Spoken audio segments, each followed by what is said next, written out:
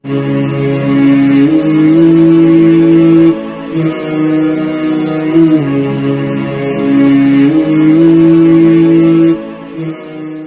علیکم ورحمۃ اللہ وبرکاتہ۔ نحمدہ ونصلی علی رسولہ الکریم، اما بعد، اعوذ باللہ من الشیطان الرجیم، بسم اللہ الرحمن الرحیم۔ لقد کان لکم فی رسول اللہ اسوۃ حسنہ، صدق اللہ العظیم۔ اللہم صلی علی محمد وعلی آل محمد کما صلیت علی ابراہیم وعلی آل ابراہیم انک حمید مجید۔ اللہم بارک علی محمد وعلی آل محمد کما بارکت علی ابراہیم وعلی آل ابراہیم انک حمید مجید۔ غزوہ موطا پر بات چل رہی تھی اور خالد بن ولید رضی اللہ تعالیٰ عنہ کی قبول اسلام کا واقعہ گزشتہ کل آپ کے سامنے آ گیا تھا۔ آج انشاءاللہ غزوہ موطا پر باقاعدہ بات ہوگی کہ کب پیش آئی اور اس کی وجہ کیا بنی۔ میں نے آپ کو بتایا تھا کہ آپ صلی اللہ علیہ وسلم نے صلح حدیبیہ کے بعد بادشاہوں کے نام خطوط روانہ فرمائے۔ ہرقل کے نام، یعنی یہ جو قیصر تھا، کسریٰ کے نام، نجاشی کے نام، مقوقس کے نام۔ اسی طریقے سے آپ صلی اللہ علیہ وسلم نے ایک شخص تھا جو امیر شام کے نام سے، امیر شام کے لقب سے معروف تھا، نام اس کا تھا شرحبیل غسانی۔ دراصل شام کے علاقوں پر قیصر کی طرف سے یہ گورنر تھا، تو اس کا مقام بھی اونچا تھا۔ تو نبی کریم صلی اللہ علیہ وسلم نے ایک صحابی تھے حضرت حارث بن عمیر رضی اللہ تعالیٰ عنہ، ان کو خط دے کر شرحبیل کے پاس بھیجا۔ نبی کریم صلی اللہ علیہ وسلم کا والا نامہ، دیکھیے میں آپ کو بتا چکا ہوں کہ کتنے لوگ ایسے ہیں کہ جنہوں نے اسلام تو قبول نہیں کیا، جیسے کہ قیصر اور مقوقس، لیکن ان لوگوں نے بدسلوکی نہیں کی۔ نجاشی نے تو اسلام قبول کر لیا، لیکن جن لوگوں نے اسلام قبول نہیں کیا ان میں سے دو ایسے تھے جنہوں نے بدسلوکی نہیں کی، قیصر اور مقوقس۔ لیکن ایک شخص وہ تھا کہ جس نے آپ صلی اللہ علیہ وسلم کے خط کو چاک کیا تو اللہ تعالیٰ نے اس کا کیا انجام بنایا، کسریٰ کی بات کر رہا ہوں۔ ایسے یہ شخص شرحبیل غسانی، یہ بھی اپنی بادشاہت میں مست تھا، اور جیسے اس کو اللہ کے رسول صلی اللہ علیہ وسلم کا خط ملا، اس نے بدسلوکی کا معاملہ کیا، اور یہ تو میں سمجھتا ہوں کہ سب سے زیادہ بدسلوکی میں یہ بڑھ گیا۔ وہ اس لیے کہ جو صحابی قاصد بن کر نبی کریم صلی اللہ علیہ وسلم کی جانب سے خط لے کر اس کے پاس پہنچے تھے، اس بدبخت نے انہی کو قتل کروا دیا۔ قاصد کو کوئی چھیڑتا بھی نہیں ہے کبھی۔ پرانے دور کے اندر جب ہم دیکھیں گے کہ قاصد وغیرہ کو کوئی شخص کسی کے پاس روانہ کرتا تھا تو وہ قاصد بہت بڑی اس کی حیثیت ہوتی تھی، اور اس پر کوئی کبھی ہاتھ نہیں ڈالتا تھا۔ اگر کوئی شخص قاصد پر بھی ہاتھ ڈال دے، اس کو بھی قتل کر دے، تو اس کا مطلب یہ ہے کہ یہ شخص بدتمیزوں میں سے بہت بڑا بدتمیز ہے۔ اور یہی بدتمیزی، یہی بدسلوکی اور یہی گستاخی اس شرحبیل غسانی نے کی جو امیر شام تھا قیصر کی طرف سے۔ رومی تھا، کیونکہ قیصر کی جو حکومت تھی وہ روم پر تھی اور شام کے اس علاقے پر تھی۔ تو جب نبی کریم صلی اللہ علیہ وسلم کو حارث بن عمیر کے قتل ہونے کے، شہید ہونے کی آپ کو خبر ملی، اطلاع ملی، تو آپ صلی اللہ علیہ وسلم نے پھر 3000 صحابہ کو جمع فرمایا، اور 8 ہجری میں جمادی الاولیٰ، 8 ہجری کے جمادی الاولیٰ مہینے میں آپ صلی اللہ علیہ وسلم نے 3000 صحابہ کرام کو روانہ فرمایا۔ اور یہ مسئلہ صرف یہ تھا کہ حارث بن عمیر، کیونکہ اس کو دعوت دی گئی، اس نے بدلے میں حارث بن عمیر کو شہید کیا، تو آپ صلی اللہ علیہ وسلم نے ارادہ فرما لیا تھا کہ ان کا بدلہ لیا جائے گا۔ آپ صلی اللہ علیہ وسلم کا اپنے صحابہ سے تعلق دیکھیے کہ آپ کتنے باوفا ہیں، یعنی کہ اس پوری دنیا میں، اس پوری کائنات میں اگر کوئی سب سے بڑا باوفا ہو سکتا ہے تو نبی کریم صلی اللہ علیہ وسلم ہے، تمام انسانوں میں۔ اور آپ صلی اللہ علیہ وسلم نے وفا دکھائی بھی کہ اپنے ساتھی کو جس کو بھیجا تھا، جب وہ قتل ہو گیا تو بدلے کا ارادہ فرمایا۔ یہ نہیں کہ ان کے لیے دعا فرمائی ہو، ان کے گھر والوں کو صبر کی تلقین کی ہو، وہ اتنی بڑی حکومت ہے، ان سے کون ٹکرائے گا، ان سے کون پنگا لے گا، وہ تو بہت بڑے، نہیں، آپ نے فرمایا نہیں، بدلہ لیا جائے گا حارث کا۔ اس پر نبی کریم صلی اللہ علیہ وسلم نے 3000 کا لشکر تیار کیا، اور زید بن حارثہ رضی اللہ تعالیٰ عنہ، ان کی معیت میں ان کو امیر بنایا، ان کی عمارت میں یہ لشکر تیار ہوا۔ اور آپ صلی اللہ علیہ وسلم نے پھر یہ بھی فرما دیا، ساتھ ساتھ آپ نے یہ تلقین فرمائی کہ یہ جو امیر ہیں، کیونکہ لشکر کا جو جھنڈا ہوتا ہے وہ امیر کے ہاتھ میں ہوتا ہے، تو آپ نے فرما دی کہ لشکر کا جو جھنڈا ہے وہ زید بن حارثہ کے ہاتھ میں ہوگا کیونکہ یہ امیر ہے، اور اگر یہ شہید ہو جائیں، آپ صلی اللہ علیہ وسلم کے الفاظ پر غور کیجیے، آپ نے فرمایا اگر یہ شہید ہو جائیں تو پھر ان کے بعد جھنڈا وہ جعفر طیار اٹھائیں گے، اور اگر وہ شہید ہو جائیں تو پھر ان کے بعد یہ جھنڈا عبداللہ بن رواحہ رضی اللہ تعالیٰ یہ اٹھائیں گے، اور اگر وہ بھی شہید ہو جائیں تو پھر آپ نے فرمایا کہ مسلمان جس کو چاہیں پھر اپنا امیر مقرر کر لیں۔ نبی کریم صلی اللہ علیہ وسلم کا یہ کہنا ہے کہ اگر یہ شہید ہو جائیں، یہ پہلے ہی تلقین تھی اس بات کی کہ یہ تو شہید ہوں گے، پتہ چل گیا تھا اس سے، صحابہ کرام کو اندازہ ہو جاتا تھا کہ آپ صلی اللہ علیہ وسلم کی زبان مبارک سے جو بات نکلتی ہے وہ ایسی ہوا میں نہیں نکلتی، پھر وہ پوری ہوتی ہے نبی کی بات۔ تو صحابہ سمجھ گئے کہ یہ تینوں صحابی اس مارکے میں شہید ہوں گے، ان کا انتقال ہوگا۔ اچھا جی، آپ صلی اللہ علیہ وسلم نے اس لشکر کو جب روانہ فرمایا تو روانہ کرتے وقت خود جو ثنیۃ الوداع کی نام کی گھاٹی ہے جہاں سے لوگ آتے تھے اور یہیں سے جو مدینہ کے باہر نکلتے تھے، یہ وہ مقام ہے جہاں پر لوگوں کو سی آف کیا جاتا ہے، تو نبی کریم صلی اللہ علیہ وسلم یہاں تک اپنے اس لشکر کے ساتھ آئے اور ان کو نصیحت کرتے ہوئے آئے کہ جہاں جا رہے ہو وہاں جا کر کے پہلے ان لوگوں کو دین کی دعوت دینا، ایک دم جو ہے جھگڑا نہ کرنا، ایک دم جنگ شروع مت کر دینا، وہاں جانا ان کو دعوت دینا، اگر وہ دین اسلام قبول کر لیتے تو بہت اچھی بات ہے، پھر لڑائی کرنے کی ضرورت ہی نہیں ہے، لیکن اگر وہ دین اسلام قبول نہیں کرتے ہیں تو پھر تم ان سے جنگ کرنا۔ اور ساتھ ساتھ نبی کریم صلی اللہ علیہ وسلم نے ان کو بہت ساری ہدایت سے نوازا۔ آپ نے فرمایا کہ بوڑھوں کو قتل مت کرنا، عورتوں کو قتل مت کرنا، بچوں کو قتل مت کرنا، اپاہجوں کو قتل مت کرنا، دیکھو اپنے امیر کی جو ہے اطاعت کرنا، اس کی فرما برداری سے منہ مت موڑنا، اور بہت سارے امور ہیں جس میں نبی کریم صلی اللہ علیہ وسلم کو نصیحت کی۔ اور نصیحت کرنے کے بعد جو ہے وہ روایت کے اندر آتا ہے کہ عبداللہ بن رواحہ جو ہے وہ رو پڑے، تو لوگوں نے ان سے ان کے رونے کی وجہ پوچھی، تم کیوں رو رہے ہو؟ تو عبداللہ بن رواحہ نے پھر یہ آیت پڑھی وَإِن مِّنكُمْ إِلَّا وَارِدُهَا كَانَ عَلَىٰ رَبِّكَ حَتْمًا مَّقْضِيًّا۔ اچھا جی، جب اس کو پتہ چلا امیر شام کو شرحبیل غسانی کو کہ نبی کریم صلی اللہ علیہ وسلم نے مدینہ سے 3000 کا لشکر بھیجا ہے اس سے اپنے ساتھی کا بدلہ لینے کے لیے، تو اس نے 1,00,000 سے بھی زیادہ، کتنی زیادہ یہ تو پتہ نہیں، لیکن موٹا موٹا 1,00,000 کا لشکر اس نے تیار کر لیا۔ اب کہاں 3000 اور کہاں 1,00,000۔ دوسری بات یہ کہ اس نے خط لکھا کسریٰ کو، اس کو قیصر کو جس کا نام ہرقل تھا، اس کو خط لکھا کہ مدینہ سے 3000 کے قریب کا لشکر ہمارے اوپر لڑنے کے لیے آ رہا ہے، ہم سے مقابلہ کرنے کے لیے آ رہا ہے، اور میں نے ان کے مقابلے میں 1,00,000 کا لشکر جو ہے وہ تیار کر لیا ہے، لہٰذا تم بھی مدد بھیجو۔ اس کے خط کے جواب میں قیصر نے 1,00,000 کا لشکر اور بھیجا، تو یہ 2,00,000 کا لشکر ہو گیا۔ اب آپ اندازہ لگا سکتے ہیں، جیسے کہ میں نے کل بھی کہا تھا کہ آٹے میں نمک کے برابر یہ مقدار ہے صحابہ کرام کی۔ 1,00,000 کا لشکر جو ہے یہ نکلا ہے۔ اچھا، جب یہ نکل رہے تھے تو کسی نے ان کو دعا دی، ان صحابہ کرام کو، کہ اللہ تعالیٰ تمہیں صحیح و سالم لے کر کے واپس آئے۔ تو انہوں نے یہ جو عبداللہ بن رواحہ تھے، انہوں نے کہا کہ نہیں، میں تو میرے لیے یہ دعا کرو کہ مجھ کو ایسا نیزہ لگے کہ اس سے پھر میرا ایسا زخم ہو کہ اس زخم سے جھاگ نکلتے ہوں اور میری انتڑیوں کو پار ہو جائے۔ اور وہ بڑے زبردست الفاظ ہے کہ اس سے پتہ چلتا ہے کہ صحابہ کرام کو شہادت ایسی پسند تھی جیسے ہم لوگوں کو اپنی شادی کے بعد کی جو پہلی رات ہوتی ہے۔ آپ اندازہ لگائیں کہ شادی کے بعد کا جو پہلی رات ہوتی ہے زندگی میں انسان کی ایک مرتبہ آتی ہے، انسان کو کتنے ارمان ہوتے ہیں اس کے۔ صحابہ کرام کو اپنی شہادت کی تمنا اس سے بھی زیادہ تھی، اس سے بھی کئی گنا زیادہ تھی۔ اللہ تعالیٰ ان کے جیسا 1% ہی صحیح، ان کے جیسا تو نہیں ہو سکتا، اللہ تعالیٰ 1-آدھا% ہی صحیح ان کے ایمان میں سے کچھ نہ کچھ حصہ ہمارے لیے بھی نصیب فرمائے۔ اچھا جی، صحابہ کرام ایک جگہ پر پہنچے، نکل تو گئے تھے، ایک مقام پر پہنچے تو آگے جا کر کے صحابہ کو پتہ چلا کہ لشکر بہت بڑا ہے، 2,00,000 کے قریب ہے، اور اتنے بڑے لشکر سے 3,000 لوگوں کا مقابلہ بنتا ہی نہیں، کوئی مقابلہ نہیں ہے اس کا۔ تو پھر یہ بیٹھ کر کے مشورہ ہوا کہ اب ہمیں کیا کرنا چاہیے، ہم آگے بڑھیں یا پیچھے ہٹیں، یا یہیں رہ کر کے نبی کریم صلی اللہ علیہ وسلم کو مدینہ اطلاع بھجوائیں اور وہاں سے آپ صلی اللہ علیہ وسلم کا جو پیغام آتا ہے اس پیغام کے مطابق ہم عمل کریں۔ ان تین میں سے کس بات پر عمل کرنا چاہیے؟ بہرحال الگ الگ رائے تھی، الگ الگ موقف تھے۔ عبداللہ بن رواحہ رضی اللہ تعالیٰ یہ بڑے جوش میں تھے، انہوں نے پلٹ کر فوراً کہا کہ بھائی ہم تو جس شہادت کے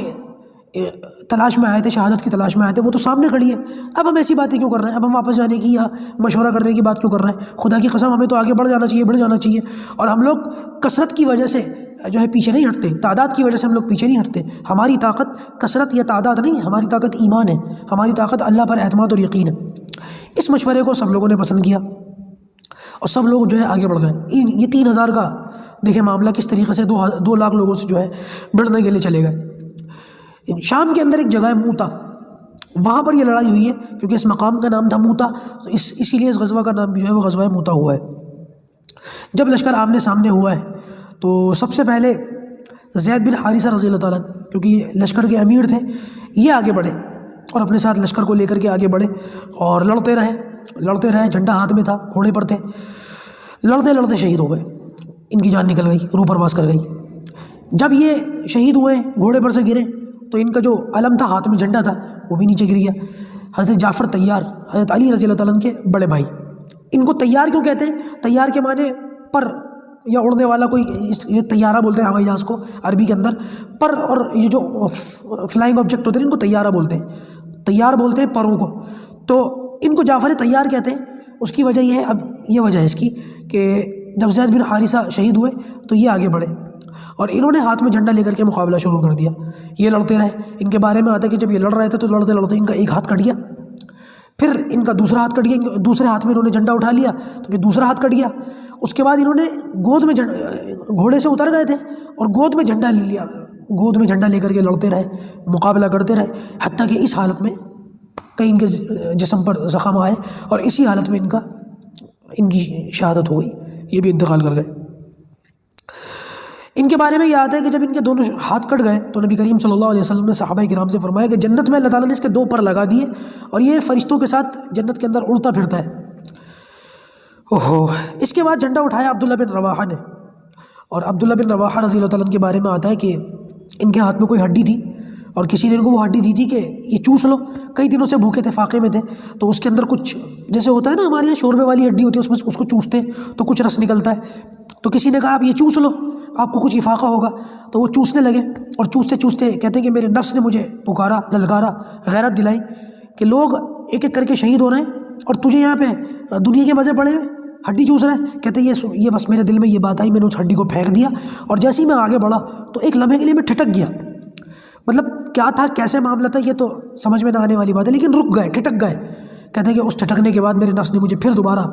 ملامت کی کہ تیرے لوگ ایک ایک کر کے شہید ہو گئے اور تو رک رہا ہے، تو سوچ رہا ہے، تو ہی تو لوگوں کو یہاں تک لے کر کے آیا ہے، تیری ہی باتوں پر ان لوگوں نے کان دھر کر کے یہاں پر لبیک کہا ہے۔ کہتے ہیں یہ کہا اور فوراً آگے بڑھے اور یہ بھی لڑتے لڑتے شہید ہو گئے، ان کا بھی انتقال ہو گیا۔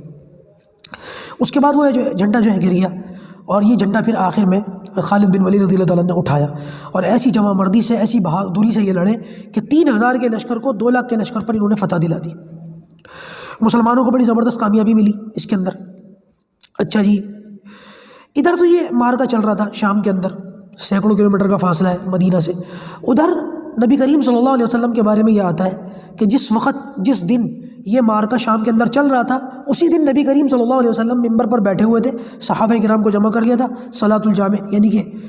اجتماعی والی جو بڑی نماز ہوتی ہے جمعہ وغیرہ کی، اس طریقے کی نماز تھی، اس میں لوگوں کو جمع کر لیا، صحابہ اللہ کے رسول کے سامنے بیٹھے اور آپ صلی اللہ علیہ وسلم منبر پر تشریف فرما ہے۔ اللہ پاک نے شام اور نبی کریم صلی اللہ علیہ وسلم کے بیچ میں جتنے پردے تھے، جتنے حجابات تھے، سب ہٹا دیے اور نبی کریم صلی اللہ علیہ وسلم اپنی مبارک آنکھوں سے صحابہ کرام کو اس مارکے کے اندر لڑتے ہوئے دیکھ رہے تھے۔ صحابہ فرماتے ہیں کہ نبی کریم صلی اللہ علیہ وسلم ہمیں بتا رہے تھے، جیسے ہمارے یہاں ریڈیو کے اوپر کسی زمانے میں لائیو ٹیلی کاسٹ کی کمنٹری آتی تھی، اس طریقے سے کہتے ہیں کہ نبی کریم صلی اللہ علیہ وسلم ممبر کے اوپر بیٹھ کے کہہ رہے تھے کہ زید بن حارثہ لڑا اور زبردست طریقے سے لڑا، جمع مردی سے لڑا، لڑتے لڑتے شہید ہو گیا۔ اس کے بعد آپ صلی اللہ علیہ وسلم نے فرمایا کہ جعفر طیار لڑا، بڑی ہمت سے لڑا، بڑے حوصلے سے لڑا، لڑتے لڑتے یہ بھی شہید ہو گیا اور اس کی بھی یہ روح گئی جنت کے اندر۔ اس کے بعد نبی کریم صلی اللہ علیہ وسلم نے فرمایا عبداللہ بن رواحہ نے جھنڈا اٹھا لیا اور عبداللہ بن رواحہ ٹھٹکا۔ صحابہ کرام جو انصاری صحابہ تھے وہ کہتے ہیں کہ آپ صلی اللہ علیہ وسلم نے جیسے یہ فرمایا کہ عبداللہ بن رواحہ ٹھٹکا، ویسے ہی ہماری جو ہے نا ایک طریقے سے ہمارے کلیجے منہ کو آ گئے، ہمارے حلق کے اندر ہمارے دل آ گئے۔ کیوں؟ وجہ یہ تھی کہ یہ جو دونوں پہلے صحابی تھے، جعفر طیار اور زید بن حارثہ، یہ دونوں مہاجر صحابہ تھے اور عبداللہ بن رواحہ جو ہے یہ انصاری صحابی تھے۔ تو ان لوگوں نے تو جو مہاجرین تھے انہوں نے تو حق ادا کر دیا، اب اگر یہ پیچھے ہٹ گئے تو اس میں بے عزتی سارے انصار کے مجمع کی ہے۔ تو کہتے ہیں کہ جیسے اللہ کے رسول صلی اللہ علیہ وسلم نے کہا کہ یہ ٹھٹکا، ہمارے کلیجے منہ کو آ گئے۔ اس کے بعد آپ صلی اللہ علیہ وسلم نے فرمایا کہ عبداللہ بن رواحہ بھی آگے بڑھا اور بڑے حوصلے سے لڑا اور یہ بھی شہید ہو گیا۔ کہتے ہیں جیسے اللہ کے رسول نے کہا نا یہ بھی شہید ہو گیا، تب ہمیں کچھ ہمت ملی، تب ہمیں کچھ راحت ہوئی۔ صحابہ کرام کے یعنی کہ گول کیا تھے زندگی کے، لائف گول کیا تھے، مقصد کیا تھا زندگی کا؟ مرنا، اللہ کے راستے میں چلے جانا، قربان ہو جانا، یہ ان کی بہت بڑی کامیابی تھی۔ ہم کتنا ڈرتے ہیں موت سے، اللہ ہماری حفاظت فرمائے۔ نبی کریم صلی اللہ علیہ وسلم نے فرمایا تھا نا دنیا تم پر کھول دی جائے گی اور تم موت سے ڈرو گے، آج وہ دور ہے ہمارے اوپر۔ خالد بن ولید رضی اللہ تعالیٰ عنہ فرماتے ہیں کہ 9 تلواریں لڑتے لڑتے مجھ سے اس مارکے کے اندر ٹوٹی ہیں، صرف ایک یمنی تلوار میرے ہاتھ میں آخر میں رہ گئی تھی، اتنا زبردست طریقے سے خالد بن ولید لڑے۔ اس کے بعد نبی کریم صلی اللہ علیہ وسلم نے فرمایا عبداللہ بن رواحہ شہید ہو گیا، اس کے بعد آپ نے فرمایا علم گر گیا، جھنڈا گر گیا، صحابہ کرام بیٹھے ہوئے سن رہے ہیں، اللہ کے رسول فرما رہے ہیں۔ اس کے بعد آپ نے فرمایا کہ اب جھنڈا اللہ تبارک و تعالیٰ نے اپنی تلواروں میں سے کسی ایک تلوار کو دے دیا۔ خالد بن ولید رضی اللہ عنہ کی طرف اشارہ تھا۔ یہاں سے نبی کریم صلی اللہ علیہ وسلم نے حضرت خالد کو سیف اللہ کا لقب عطا فرمایا، اور جیسے کہ میں نے بتایا کہ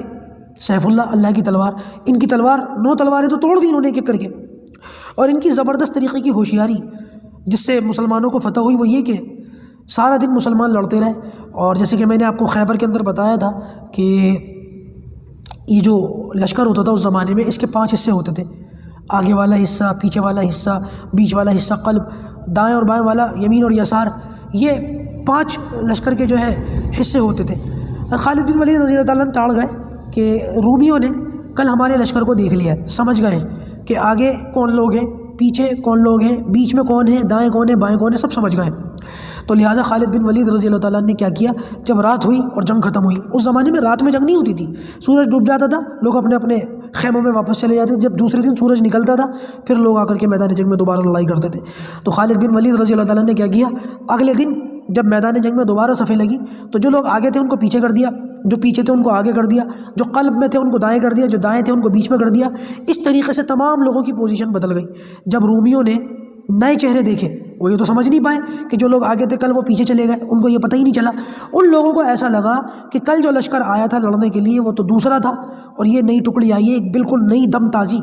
ان سے کون لڑے گا؟ اس طریقے سے انہوں نے ان کے نقشے بدلے۔ یہ سوچ کر رومی مرعوب ہو گئے مسلمانوں سے، انہوں نے یہ سوچا یہ لشکر بہت بڑا، کہیں اور چھپا رکھا ہے انہوں نے، دوسری ٹکڑی آئے گی اور کل دوسری آئے گی، پھر تیسری آئے گی، اس طریقے سے تو ہمارا بہت برا حال ہو جائے گا۔ اس سوچ کی وجہ سے یہ لوگ بھاگے۔ 2 لاکھ کا لشکر 3000 مسلمانوں سے ڈر کے بھاگ گیا۔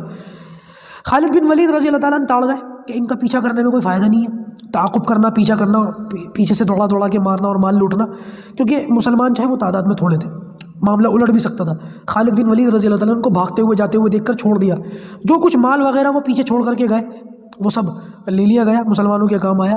اس مارکے میں مسلمانوں کی طرف سے صرف 12 لوگ شہید ہوئے۔ اتنی بڑی جنگ تھی غزوہ موسیٰ جس میں 2 لاکھ کے قریب لوگ آئے تھے، 2 لاکھ سے بھی زیادہ لوگ آئے تھے، وہاں مسلمانوں کے صرف جو ہے تعداد کے اعتبار سے 12 لوگ مارے گئے۔ یہ ساری چیز اتنی بڑی فتح جو ہے وہ خالد بن ولید رضی اللہ تعالیٰ عنہ کی ہوشیاری، سمجھداری، ان کی سوجھ بوجھ کی وجہ سے، اور یہ صرف غزوہ موتہ کے اندر نہیں، بہت سارے مارکوں کے اندر انہوں نے یہ دکھایا۔ آپ صلی اللہ علیہ وسلم ادھر تو یہ غزوہ چل رہا تھا اور ادھر اللہ کے رسول صلی اللہ علیہ وسلم صحابہ کرام کے بیچ میں اس طریقے سے بتا رہے تھے کہ جیسے سب کچھ آپ کے سامنے، آنکھوں کے سامنے ہو رہا ہو۔ اس کے بعد صحابہ کہتے ہیں جب لشکر بعد میں آیا تو ہمیں پتہ چلا کہ جس وقت نبی کریم صلی اللہ علیہ وسلم یہ ساری باتیں ارشاد فرما رہے تھے، عین اسی وقت یہ مارکا جو ہے غزوہ موتہ کے مقام پر شام کے اندر لڑا جا رہا تھا، اور نبی کریم صلی اللہ علیہ وسلم نے ہو ایسے ہی بتایا جیسے یہ مارکا چل رہا تھا۔ اچھا جی، لشکر کے آنے سے پہلے آپ صلی اللہ علیہ وسلم نے جب لوگوں کو جمع کر کے ساری باتیں بتائیں، ابھی تو لشکر کئی دنوں کے بعد آیا، اس دن تو نہیں آیا کیونکہ شام بہت دور تھا، لڑائی ختم ہوئی، لڑائی کے بعد پھر وہ لوگ رکے، پھر وہ واپس آئے، اس میں کئی دن لگے، یہ تو جب آئے تب آئے۔ لیکن نبی کریم صلی اللہ علیہ وسلم نے اس لشکر کے آنے ہی سے پہلے، اس خطاب سے فارغ ہونے کے بعد، اس خطبے سے فارغ ہونے کے بعد، آپ صلی اللہ علیہ وسلم حضرت جعفر طیار رضی اللہ تعالیٰ ان کے گھر چلے گئے، اور ان کے گھر ان کی بیوی تھی، ان سے اجازت مانگی، اور آپ صلی اللہ علیہ وسلم ان کے بچوں کے پاس جا کر کے بیٹھے، ان سے کھیلنے لگے، ان کو پیار کیا، اور جس طریقے سے ان کو پیار کیا، ان کو گلے لگایا، ان سے کھیلا۔ جعفر طیار کی جو بیوی تھی اسما بنت عمیس، وہ سمجھ گئی کہ میرے شوہر جو ہے وہ اس مارکے میں شہید ہو گئے، اور انہوں نے رونا شروع کر دیا۔ ان کی آواز سن کر اللہ کے رسول صلی اللہ علیہ وسلم کو بھی غالباً رونا آیا، اور آپ صلی اللہ علیہ وسلم نے پھر ان کے لیے دعا کی، وہاں سے آپ چلے گئے۔ بہرحال یہ جو کچھ میں نے آپ کے سامنے بیان کیا، یہ غزوہ موتہ جو ایک بہت بڑا مارکا تھا جس کے اندر مسلمانوں کو حضرت خالد بن ولید رضی اللہ تعالیٰ عنہ کی زبردست اسٹریٹجی کی وجہ سے فتح نصیب ہوئی۔ انشاءاللہ اس سے آگے کی جو بات ہے وہ کل آپ سب کے سامنے عرض کی جائے گی۔ اللہ پاک جو کہا گیا سنا گیا ہمیں اس پر عمل کرنے کی توفیق عطا فرمائے۔ اور یہ جو معاملات ہوتے ہیں غزوات کے، اس کے یہ جو چیزیں آپ کے سامنے بیان کی جاتی ہیں اسی لیے کی جاتی ہے تاکہ ہمیں پتہ چلے کہ ہمارے سامنے جو حالات ہیں ہمیں اس میں کیسے ڈیل کرنا ہے۔ آج مسلمان ہندوستان کے اندر کتنا ڈرا ہوا ہے، سہما ہوا ہے، کیا حالات بنی ہوئی ہے۔ تو بھائی آپ دیکھیں صحابہ کرام نے کس طریقے سے کیا، وہ بھی انسان تھے، کوئی آسمان سے اترے ہوئے فرشتے نہیں تھے، انسانی شکل میں انسان تھے، ان کو بھی موت آئی، انہوں نے بھی نبی کریم صلی اللہ علیہ وسلم پر سب کچھ نچھاور کر دیا، تو آج ہم سے کم اس کا 1% صحیح کچھ تو ہو سکتا ہے۔ ایسا تو نہ ہونا اللہ نہ کرے کہ ہمارے دل میں جہاد کی، شہادت کی تمنا ہی نہ ہو۔ اللہ حفاظت فرمائے، اگر کسی کے دل میں شہادت کی تمنا نہ ہو تو بس اس کے دل میں ایمان ہے بھی یا نہیں، اس کی بھی فکر کرنی چاہیے۔ اللہ پاک ہمیں سعادت والی زندگی اور شہادت والی موت عطا فرمائے۔ انشاءاللہ کل حاضر ہوتے ہیں۔ السلام علیکم ورحمۃ اللہ وبرکاتہ۔